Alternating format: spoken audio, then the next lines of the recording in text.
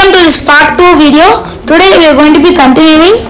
Now we learned about speed in the last video. We are going to be learning about velocity. Let's take the distance and displacement diagram again. So take an example that your van is going from point A to B. Just as I explained in part 1, you think it as your home and school. So that is the distance. Okay. The wavy line. The straight line which is going is the displacement. Now take that the van is going from point A to point B. Let's imagine the circle as our van. Okay, now what is the displacement from this van to B or the circle to B?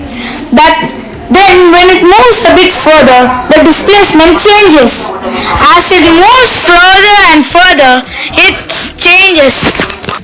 So every time when the object or van or circle, anything you keep it, moves from point A to B, the displacement from that object to the end point differs. This changing is called the velocity. The rate of change of displacement is called velocity. Now just take that here is the object is here, everywhere.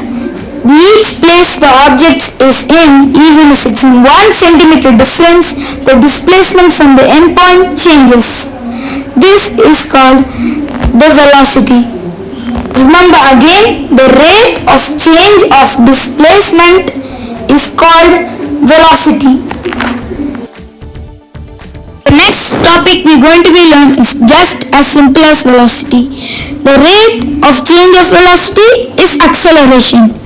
Let me explain it.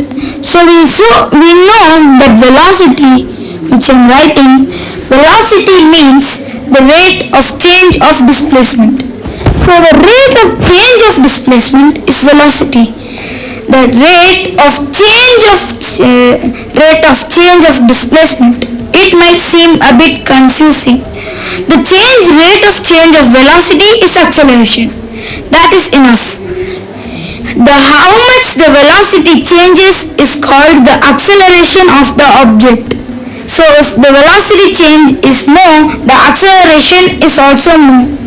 This acceleration and velocity are very related topics. Just remember that the rate of change of velocity is called acceleration.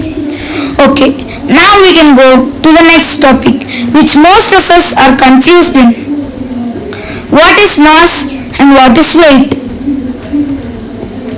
So mass and weight are completely different terms. Many of us think that mass and weight are the same. Let me explain a bit. Mass is not equal to weight. This isn't a real formula, but I'm using it to explain you. Mass is not the same as the weight. It might be same here on earth, but it's not same here everywhere. You might be wondering how is it different in other places other than earth. Let me show you.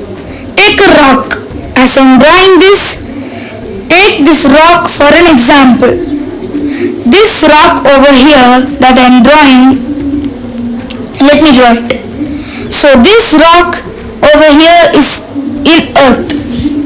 You can clearly see its mass is, let's take it as 1 kg of mass. 1 kg of mass. So the rock has mass. Mass is the amount of matter. So there is 1 kg of rock in this rock. There is 1 kg of amount of matter in this rock. Now let's take weight. We are in the earth. Weight is the amount of push or pull the earth's core's gravity is pulling the object. The same rock, how much the earth pulls it is the weight. The force of gravity on the object is the weight. So the weight is 1 kg here on earth. You all know that in other planets the gravity isn't the same. So let's take this rock over to any other planet or free floating space. Let's just take it to free floating space. Okay, we got this rock up to free floating space. The mass is same. The mass is same as 1 kg. Let me write it. The mass 1 kg of rock it is. The mass of this is 1 kg of rock. It is the amount of matter.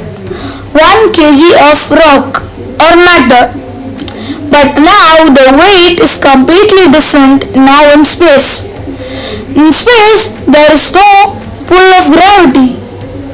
So it will be very less. This isn't the one I'm writing isn't exactly the correct weight, but in space the weight of the rock would almost be zero. This is the difference between mass and weight. Thank you. Thank you for watching this video. Please subscribe for more videos like this.